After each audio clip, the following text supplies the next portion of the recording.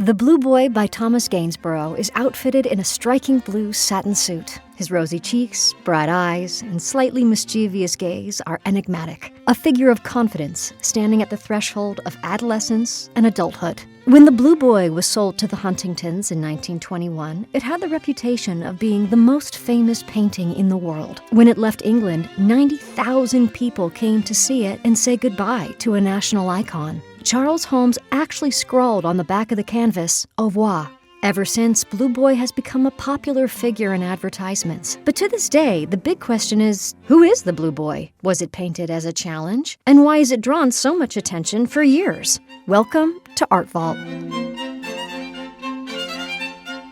When the painting was first shown in 1771, it was called A Portrait of a Young Gentleman. But is it actually a portrait? Despite centuries of speculation, the subject's identity remains elusive. Various theories have circulated since the 19th century with no definitive conclusion. Scholars have proposed that the sitter might be Gainsborough DuPont, the artist's talented nephew who worked alongside him throughout his career. However, this theory presents inconsistencies when compared with the confirmed portraits of DuPont. Most notably, DuPont had blue eyes, while the Blue Boy clearly possesses brown eyes. What seems more significant is that the Blue Boy was likely never intended as a commissioned portrait. X-ray analysis reveals another figure painted beneath, a practice no artist would employ for a formal commission. In 1939, an X-ray of the painting revealed that Gainsborough had painted a half-finished picture of an older man. Then, in 1995, another X-ray showed that Gainsborough had originally put a dog next to the boy. He later concealed the dog with a pile of rocks on the right. This suggests Gainsborough repurposed a canvas already in his studio, further indicating this was a personal artistic exploration rather than a client's request. To truly appreciate the Blue Boy, we have to understand what Gainsborough had been doing up to that point. Thomas Gainsborough began his artistic life in modest Sudbury before establishing himself in Ipswich, gradually developing the distinctive style that would later captivate art lovers across generations. 1759 marked a pivotal moment in his career. Rather than moving directly to London, where Reynolds dominated the art scene, Gainsborough chose Bath, a decision that reveals both cautious and strategic thinking. This thriving spa town offered him access to wealthy patrons and, crucially, collections featuring works by the old masters. In Bath, Gainsborough immersed himself particularly in the paintings of Anthony van Dyck, whose portraiture held unparalleled esteem among 17th century artists. Van Dyck's influence extended beyond galleries into the social fabric of the era, with aristocrats of the 18th century often adopting Van Dyck dress for their elaborate social gatherings. What makes the Blue Boy so compelling is the subtle tension it represents in Gainsborough's artistic philosophy. He generally held firm convictions about portraiture, believing strongly that contemporary subjects deserved contemporary settings and attire. He often expressed the view that portraiture should represent people as they truly were in their own time. Yet in 1770, Gainsborough created what would become his most recognized work by embracing historical styling.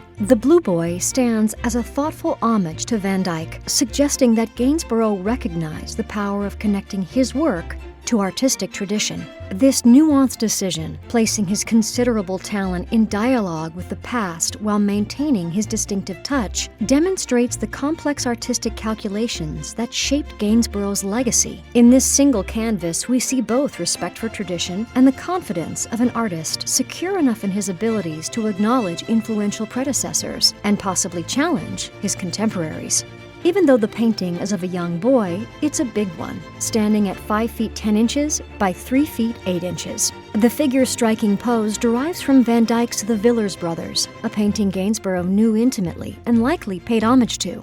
Legend has it that Gainsborough created the Blue Boy as a response, a challenge, to Joshua Reynolds after Reynolds gave a lecture to the Royal Academy saying, "It ought, in my opinion, to be indispensably observed that the masses of light in a picture be always of a warm, mellow color, yellow, red, or a yellowish white, and that the blue, the gray, or the green colors be kept almost entirely out of these masses." By using blue so bravely, Gainsborough may have been tossing a paintbrush in his rival's face. And legend has it, Gainsborough deliberately set out to prove Reynolds wrong, demonstrating through his masterpiece that a blue-dominated painting could indeed succeed magnificently. That's, in my opinion, what exactly makes the painting so revolutionary and has cemented it as a truly iconic painting. It's Gainsborough saying, I'm not going to follow the route that Joshua Reynolds keeps going on about. I'm going to do something a little bit different. Now, while historical chronology doesn't fully support this direct challenge narrative, there remains an intriguing possibility that Reynolds may have instead been responding to the Blue Boy rather than inspiring it. But let's talk about this nickname, the Blue Boy. The now familiar nickname emerged during this period, possibly originating among artists themselves, suggesting the painting gained recognition within artistic circles for its technical achievement and bold use of color. This technical admiration reinforced Gainsborough's connection to Van Dyck, who was revered as the ultimate painter's painter.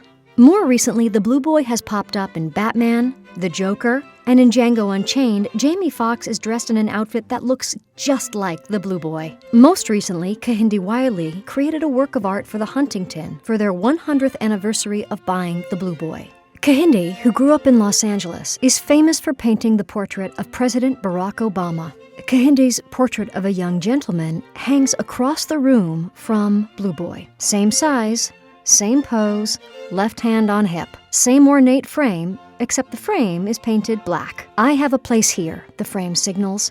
I look different, and I belong. Kehinde's young black man is turned out in hip 21st century fashion. He wears blue and orange shorts and a psychedelic orange t-shirt, carries a baseball cap, and his short dreadlocks have dyed blonde tips. A little bit hippie, a little bit boho, a little bit surfer bum, Wiley says. Growing up, Kehinde came to the Huntington very often and loved looking at portraits from earlier centuries, but he never saw people who looked like him on the walls. There was an exception. He was the same age as Gainsborough's boy, and that was a draw. Looking at Blue Boy was something of an escape from seeing all these stodgy adult pictures, he says. He uses old master techniques to present his very 21st century people. Curator Christina Nielsen thinks Wiley draws a straight line through the history of art. He really shows that contemporary art is on a continuum with the past. If Blue Boy is Gainsborough's DuPont, he's the son of a carpenter. Kehinde, in his work, is bringing people into the center who would normally be seen in the margins or not be represented at all. Across the centuries, Kehinde's Surfer Dude and Gainsborough's Blue Boy are both in a state of becoming. They're young men right on the cusp of adulthood. The beautiful thing here is the communication between the artists over centuries. Kehinde is using the conventions of the grand manner and other art forms to actually redress the absence of people. So, where have you seen Blue Boy, or versions of Blue Boy, pop up? What do you think about this legend? Leave your comments below, and thanks for watching Art Vault.